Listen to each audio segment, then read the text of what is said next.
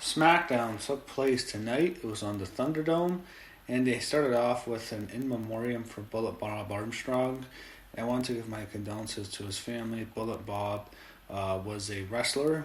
He wrestled for many years. He was 80 years old, and of course, he was the father of the Road Dogg, Jesse James, and of course, Scott Armstrong, the referee. He was their father. It's very sad. He was definitely a legend in the business. Rest in peace to Bob Armstrong.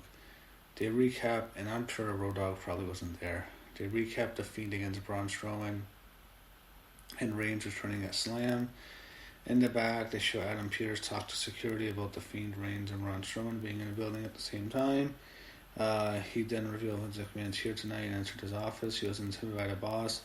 McMahon has a mission for Adam Pearce to accomplish tonight. He noted that he needs the signatures of Bray, Reigns, and Strowman on the contract. Pearce has to find each one and get emphasis on the contract. He also gave Perch an outfit to wear, and noted that he might find Wyatt in the Firefly Funhouse.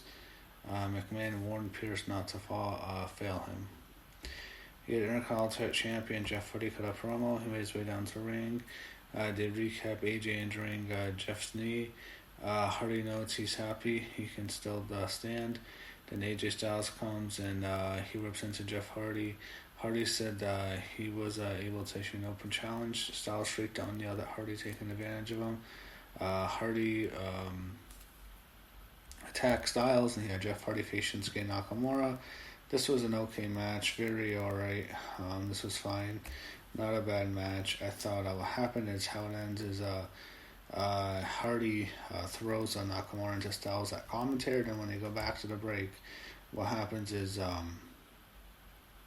Jeff Hardy, he uses he hit Nakamura with a knee to the face, hit a twist of fate, he hit a swanton bomb, and AJ's furious that Hardy used the same knee for the win. After the match, Hardy and Styles get into a fight. Hardy's on the stage as Styles yelled at him. And all of a sudden, you have Sami Zayn come back and stuff. Oh, I wish he was gone. Why is Sami Zayn back? I wish he would be gone. But he's still technically a Intercontinental champion.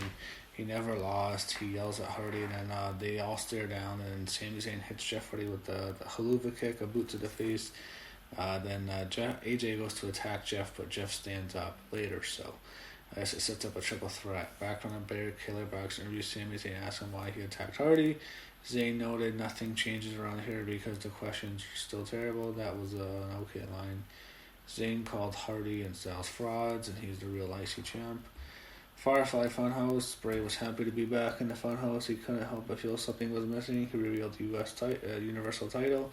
I thought we'd get the Fiend title. We got the blue strap on the Fiend belt. Doorbell rings and it's Adam Pearce, and he appears as mailman.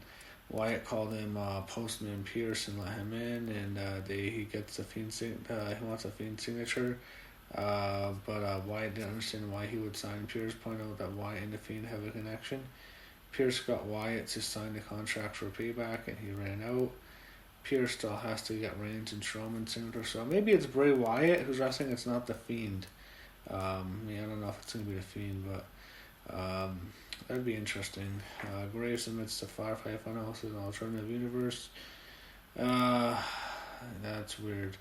They had the Matt Riddle King Corbin stuff. I'm gonna skip over that. I don't care. You had Matt Riddle face Shorty G. Matt Riddle wins, of course. Not much here for Shorty G, unfortunately. I feel bad for Shorty G. It's just he won't get a push there. This is what they have him doing. He's very talented. It's just, I don't know. It didn't work out for him. They had Corbin attack Riddle after the match. They recapped Miz and Big E's confrontation from Talking Smack. And I'm annoyed by that. I just want to mention I thought it was annoying Big E playing the race card, which he's clearly doing. I thought it's pretty obvious that people are uncomfortable saying that he was. It's like, oh, Kofi had to wait 11 years. No, Kofi was a mid-carder. He was never that over with the fans, to be honest. He never was. He got over at the Royal Rumble when he would do crazy stuff. He was seen as a mid-carder. That's not a bad position. Like he's so entitled. He thinks I'm owed something. You're not owed fucking shit, Big E. Shut up. Just like how he feels about Kofi, I'm thinking to myself, Kofi, He came in there. He was a horrible champion. He did nothing. His ratings were horrendous. His matches suck. But, oh, he's black. He's being oppressed. That's what Big E's trying to say. That's what he probably thinks. He's mad what happened with Kofi and Brock. You know what? It did good because it was the first night of SmackDown. It was a crazy win with Brock winning the belt quickly. Kofi was a bad champ. I don't dislike Kofi at all. I like Kofi, but he was not a good champ. He never drew anything. But they go. They set up a 6-man tag. I don't care about. So they go backstage. Sasha Banks and Bayley approached Big E and Heavy Machinery, and then they have. It was weird. Big E is pointing. He kept pointing at Sasha Banks during the segment. You had in the back. You had Adam Pearce knock on Roman Reigns' locker room, and he was back in his regular clothes. He knew that he needed to get his signature, but Reigns didn't open the door. Pearce just walks off. He saw Kayla Braxton, who, by the way, I loved her dress tonight. Love Kayla Braxton. Was just standing around when King Corbin walks in, and he's furious that Riddle and challenged him to a match at Payback, so who cares about that? No, I don't want to watch that. Poor Matt Riddle. They've ruined him already. He's putting him with Baron Corbin. That's what happens. So we get Bayley and Sasha. Kind of promo. Bayley comes out. Then Sasha looking great, by the way. She always does, but I love her outfit tonight. They come to the ring. And Sasha is sad. Bayley's as 2 champs. And they talk about what happened at SummerSlam. And they're mad they have to both defend against Nia and Shayna on Payback. And Bayley's putting themselves over. And Bayley talks about Sasha, and she makes a comment. She's introducing Sasha, that she talks about how she's the blueprint, and then she doesn't say she's the champ, and then she kind of gives a shot at Sasha when she says, "I know you can't hold on to the woman's title," which is so true. Sasha's entire career it's like a running gag now. She wins the woman's title, and she'll lose it like a week later every time. She always, whenever she faced Charlotte, she won the title from Charlotte and she'd lose it.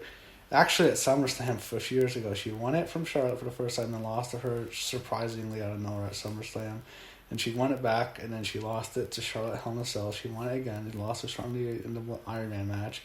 Then I think she beat Alexa Bliss at SummerSlam a few years ago, then lost to Alexa Bliss a week later on Raw. I remember that match. I remember watching that vividly. And then, I guess now she beats Asuka. This one got a little bit longer. So, just to say she doesn't have good luck. But Shayna Baszler and Nia Jax interrupt them. They're both awful. I hate them as a team, and they suck. Nia especially. Shayna's just not any good on the main roster. I didn't think she'd do well, just because of her luck. I don't think Vince would push someone who looks like her, but... they set up the match, and Sasha cuts a promo. She's furious that she's not 2 belts anymore, but she's not going to lose her tag titles. They go backstage to show Adam Pearce approach Drew Gulak, and he wants a match at Braun Strowman. He takes a chair and hits Strowman over the back, and Strowman realizes that Adam Pearce was set up by Gulak, and Strowman wants a match with Pearce, and he demands he has a match with him, so he does the match at Payback. He gets his match at Pearce, and the back Cesaro confronts Nakamura about accepting challenger without telling them, and then he takes on Kalisto later tonight, and he leaves Nakamura in his corner. Sami Zayn celebrated reuniting with Cesaro and Nakamura. Cesaro and Nakamura are not excited to see him. They know that things have changed since he disappeared, and he points out he's disappeared for 4 months and didn't even call. Zayn's excited to hang out, but they asked him to leave, and Sami's mad about this. Then you had Braun Strowman kill Drew Gulak. This is a total squash match, as it should be. Strowman just killed this guy. He's mad he lost his belt, and yeah. In the back, I think you see Kalisto talking. I don't know if it was Lucha host, but I didn't care about that. You had Cesaro defeat Kalisto. Nothing match. No one cares. After the match, Lucha House Party makes up. I don't think anyone can care about this. Adam Pearce approaches Vince in his office. He reveals that he got Bray Wyatt and Braun Strowman's signature, but not Roman Reigns. And I should have mentioned after the Strowman match, he signed a signature. But McMahon wasn't pleased and sent Pearce to go to get Reigns to sign a contract. In the back, Tamina appears with Nikki Cross. We see Tamina, we haven't seen her in a while. and Nikki's holding an Alexa mug, the Little Miss Bliss mug, while she, she's basically sad she didn't see Alexa. And Alexa Bliss, out of nowhere, comes back. We get to see Alexa again. Love seeing Alexa. So nice to see her. And her hair looks really cute. It's like that Harley Quinn look. And it's always cute. And she's beautiful. But I like the way her hair looked. And Nikki Cross notes that she put her hair in a ponytail. And she says she thinks the hairstyle is a bad idea because she realizes Alexa got a single braid. And it's like the Fiend. And Bliss freaks out. When Nikki Cross mentions a freak, Alexa gets freaked out and she throws the mug down to the ground, shatters it into pieces. So I guess Alexa is permanently scarred from the Fiend. I thought Alexa's a good actress. She does really well here. I've always thought that, and I really liked her. I like seeing her back. I like to see a little bit more of the storyline, how the Fiend's traumatized Alexa Bliss. And I thought this was actually really well done. I guess she was probably turning back heel. We haven't seen her a heel in a year, but she's really good. I'd like to see her as a babyface single star more too. I wouldn't mind that. He had Cesaro backstage. He rips into the Fiend, and they had Sheamus walk up to Morrison and Miz backstage and sets up a 6-man tag. I don't care. Adam Pearce goes to Reigns' locker room to get him to sign the contract. Then you had Big E and Heavy Machinery against Sheamus, Otis, Morrison, and Miz. Did we forget Big E? Otis is the Money in the Bank winner. Anyway, what happened is Big E and his team get the win. He pins the Miz, and then we go backstage, and we see Adam Pearce, and finally he is Reigns promised to show up at Payback and win the title. He looked to his aide, and that's not a prediction, that's a spoiler. The camera pulls back to reveal Paul Heyman sitting next to Reigns, and I guess Heyman and Reigns are now somehow aligned. Adam Pearce gets the signatures, and that's it. The match is officially set off. So that's Paul Heyman's role, I guess, as managing Roman Reigns after he was fired from his job on Raw, running Raw. So wow, you're gonna have. I don't even know if they're gonna turn Reigns heel. I don't want to speculate on this shit anymore, but it would be huge if this is a Reigns heel turn. I think he might win on Sunday now. At first, I was thinking he wasn't going to win, but he could win. I don't know. But I predicted the Fiend on my predictions, and that sets up Payback. It takes place this Sunday.